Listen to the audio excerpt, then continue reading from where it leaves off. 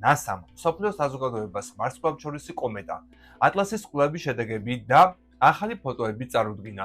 საზოგადოების ნაწილში დაცხრა ინტერესი ამ ობიექტის შესახებ. საზოგადოების სხვა ნაწილში კი კიდევ უფრო გამძაფრდა იმის გაგება, თუ რა არის სინამდვილეში ეს ობიექტი.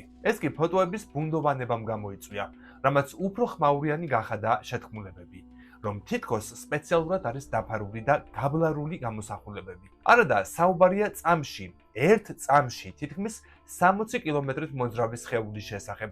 ატლასმა ახლახან ჩაუფრინა ჩვენს მზეს და ამ ახლო შეხვედრამ გამოავლინა რაღაც ახალი ამ კოსმოსური სტუმრის შესახებ, რაც კიდევ უფრო აღრმავებს მისი ჭეშმარიტი ბუნების საიდუმლოს.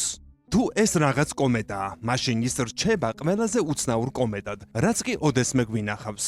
და თუ ის სხვა რამეა, მაშინ მსოფლიო მალე გაიგებს ამის შესახებ, რადგან 3-ე წილადი ატლასი ჩვენკენ მოემართება მზის პერიჰელიონიდან. პირველი, რაც მზესთან მიახლოებისას მოხდა, იყო სიკაშკაშის სწრაფი ცვლილება. 3-ე ატლასმა დაიწყო ნათება. რა თქმა უნდა, ლოგიკური იქნებოდა, რომ ვარსკვლავთან მიახლოებული ობიექტიც უფრო კაშკაშა გამოჩენილიყო, მაგრამ ეს არ იყო უმნიშვნელო ზრდა. ეს იყო ძალიან დრამატული მატება. როდესაც ობიექტი დაახლოებით 400-ჯერ უფრო კაშკაშა გახდა, ვიდრე სულ რამდენიმე დღით ადრე იყო. მზესთან ჩამფრენი ტიპური კომეტის სიკაშკაშე შეიძლება გაიზარდოს სადღაც 10-დან მაქსიმუმ 100-ჯერ. იმის მიხედვით, თუ რამდენად ახლოს მიდის. ასე რომ ის რაც 3-ე ატლასმა გააკეთა, ბევრად უფრო ექსტრემალური იყო, ვიდრე ყველაფერი, რაც აქამდე გვინახავს.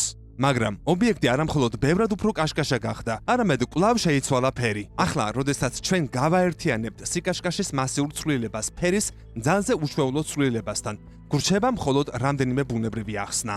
ერთი ის არის, რომ 3-ე ატლასმა მოულოდნელად დაიწყო კაშკაშა ლურჯი გაზის ახალი მასიური ღრუბლის გამოყოფა. ჩვენ ზუსტად არ ვიცით, როგორი აირი შეიძლება იყოს ეს. ნამდვილად არ არის ჩვენთვის ნაცნობი კომეტებისათვის დამახასიათებელი ქცევა, მაგრამ ეს სულაც არ ნიშნავს, რომ ის არაბუნებრივია. შეგახსენებთ, რომ ეს კომეტა სხვა ვარსკვლავური სამყაროდან მოდის, სადაც შესაძლოა განსხვავებული ქიმიური და ფიზიკური შემადგენლობის ციური სხეულები იყოს. მეორე ახსნა იქნებოდა, რომ ეს არის დაშლის მოვლენის დასაწყისი, რომ მზემ რეალურად გაანადგურა 3-ე ატლასი და ჩვენ ვუყურებთ, როგორ იშლება ის პატარა ნაწილებად. ისევ და ისევ, ეს არ არის უჩვეულო რამ, რაც კომეტას შეიძლება დაემართოს. ბევრი მათგანი იშლება, როდესაც ისინი მოგზაურობენ მზის სისტემის შიდა ნაწილში, მაგრამ ჩვენ ვიცით, რომ ეს ასე არ არის ამ შემთხვევაში, რადგან უკვე ვნახეთ, რომ 3-ე ატლასი მზის მეორე მხრიდან უვნებლად გამოვიდა. დავალოდოთ 19 დეკემბერს. ამას ყველა ერთად ნახავთ. გამოიწერე კოდის YouTube არხი. ნახე უამრავი საინტერესო ვიდეო სხვადასხვა თემაზე.